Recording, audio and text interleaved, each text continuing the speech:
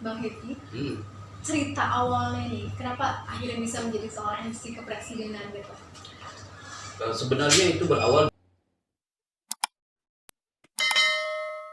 Halo guys, welcome to my channel.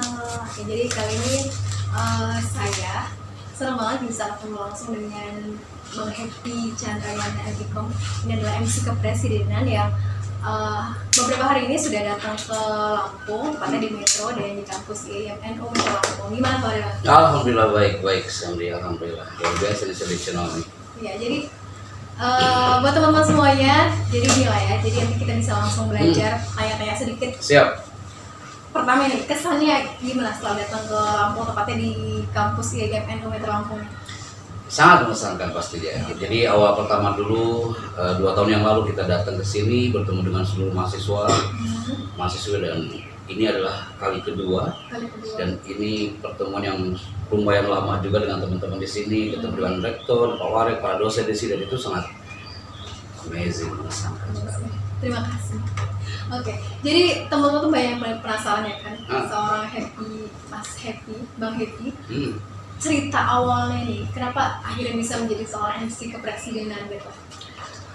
Sebenarnya itu berawal dari tugas kita ketika kita berada di sebuah kampus di Jawa Timur ya. Jadi setiap ada event, setiap ada acara, kita bertugas sebagai MC. Nah, dilalahnya saat kedatangan SBY dan presiden-presiden yang lainnya dari zaman Gus Dur, kemudian Pak SBY sampai kemarin itu Pak Jokowi, kita MC terus tuh di kampus. Nah, itu protokolnya langsung nge-record lah audio kita, dan itu jadi ternyata alhamdulillah qadarullah suara kita masuk ke zona istana dan di-tag sebagai MC di kepresidenan di dalam. Jadi berawal dari Kampus. kampus, jadi sering MC akhirnya terpilih lah begitu ya. Nah, itu tepatnya kira-kira berapa tahun nih lalu? Tahun 2008. 2008. Jadi semenjak 2008 itu resmi menjadi MC kepresidenan. Nah, selain itu, selain aktif di MC kepresidenan, apa di mana aja? Selain itu ya kita bertugas MC di kementerian, MC di beberapa korporat lembaga, tapi lebih incasnya di MC kepresidenan. Jadi kalau dengar-dengar kan pernah ini apa? Jadi daber. Oh yes, itu adalah apa ya, bisa dibilang karena kita backgroundnya broadcasting, kita pernah di radio, jadi vokal yang kita olah ini, kata teman-teman yang ada di voice over expert, suaranya cocok katanya jadi VO, namanya VO tuh Serdi, jadi voice over mengisi suara, dan ya udah alhamdulillah kita coba take vokal di beberapa channel televisi. Iklan masih ya? Iklan juga kayak gitu, jadi voice over itu lebih ke iklan, ke narasi. Radio, kalau radio masih aktif di radio masih. Radio kita siaran, kadang bikin jingle, bikin beberapa produk kemudian diaudiokan gitu tuh di radio. Kalau itu udah jadi passion begitu kan? Pasti itu. Jadi kalau umpamanya buat teman-teman ya kan, pasti pengen banget nih begitu ngeliat YouTube-nya Bang Happy, kok bisa gitu kan. Nah, apa sih yang harus dilakuin supaya jadi seorang pemula umpamanya kan? Jadi kalau dia tuh, mereka tuh pengen banget jadi seorang MC, tipsnya tuh apa yang harus dilakukan? MC yang pertama adalah public speaker ya. Kalau kita ingin menjadi pembicara yang hebat, MC yang hebat, MC yang berpengaruh, pembicara yang naik kelas, tipsnya adalah kita jadikan itu sebagai passion. Karena passion ini sangat penting.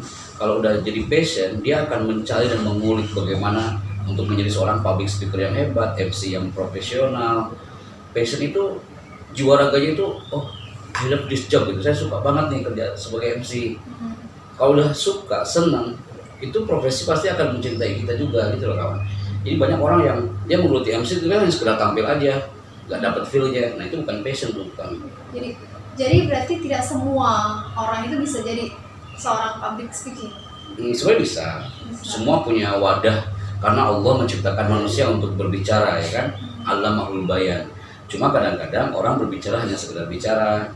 Orang tampil ngomong depan kamera hanya sekedar tampil. Nah, bisakah kita tampil mengesankan, memberikan inner power kepada orang-orang sekitarnya? Mau MC, public speaker, vlogger, youtuber, itu juga sama. Bisa nggak sih? Bisa memberikan pengaruh kepada all of subscriber gitu, viewer. Jadi ini apa namanya? Harus punya jiwanya juga ya kan? Harus punya jiwa juga, dan itu impactnya jauh akan kuat banget. Intonasi ngomong, yang pasti praktis, latihan. Praktis.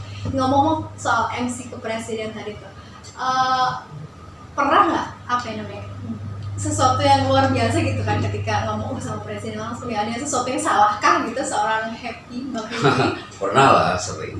Jadi kadang-kadang miskomunikasi. Jadi protokol mintanya ini, kita bacanya ini gitu. Protokol satu kadang-kadang nggak satu, gitulah.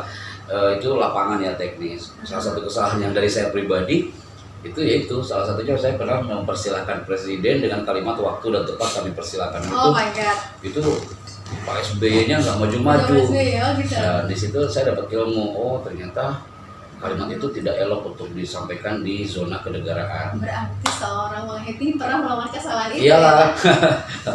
Manusia kawan. Oke. Jadi kalau ini suka dukanya nih jadi seorang MC. Sukanya ya kita ketemu orang-orang baru, kita ketemu sekian event, dan itu mengasah kita untuk tampil lebih powerful. Kalau dukanya ya itu paling, jadi ketika ada satu cacat dikit aja MC, wah itu bisa viral itu, wah MC-nya nih nggak bener nih, MC-nya cara bacanya kurang tepat nih gitu. Jadi memang harus perfecto cara bacanya, narasinya, perform kita gitu. Latihan juga ya. Tapi dukanya itu nggak dijadikan sebuah alasan untuk tidak maju gitu, kita harus move terus. Selain itu bayar aja lah ya.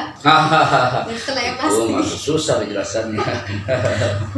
Oke, jadi karena waktunya nggak lama ya. Sekarang gini, kalau boleh dipraktekkan ya gimana sih supaya pembukaannya biasanya Bang Happy itu lakukan kalau di MC kepresidenan gitu. Kalau di MC kepresidenan itu kan MC formal ya. Jadi sebelum acara itu 1 jam sebelum acara itu kita tes sound dulu, tes sound system. Nah jadi kita contohnya mohon perhatian, acara akan segera dimulai. Kayak gitu kan, itu prolog tuh, intro di awal. Terus kayak kalimat dimohon untuk mengikuti acara ini dengan khusyuk dan hikmat karena presiden akan segera tiba di zona tamu negara. Kayak gitu-gitu. Nah itu salah satu intro. Itu sebenarnya lagi mengasah sebelum acara dimulai gitu. Kalau Daber, boleh dong kasih tahu temennya pengen tahu nih. Daber pernah ngisi suara apa nih? Daber itu kan beda dengan voice over. Kalau voice over kan lebih ke narasi, kita baca terus kita ngisi di belakang. Kalau Daber itu kita ngisi suara film. Kita harus memahami sekian karakter, jadi kalau kita ngetek satu movie film itu karakternya nggak satu, kalau kita ada 25 suara di situ, cuma tetap di editing ya, kayak gitu. Salah satunya Dabernya di Antv gitu kan, terus di beberapa film. Film apa tuh, boleh nggak sih? Kalau awal-awal dulu kita filmnya di Mahabharata, terus ada juga setelah itu di Abad Kejayaan.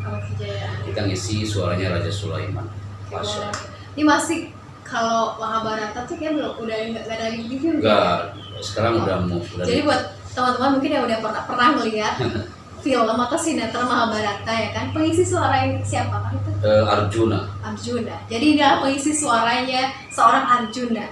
Dia adalah Bang Happy Chandrayana yang akhirnya bisa datang ke Lampung dan saya beruntung banget bisa ketemu langsung dengan beliau.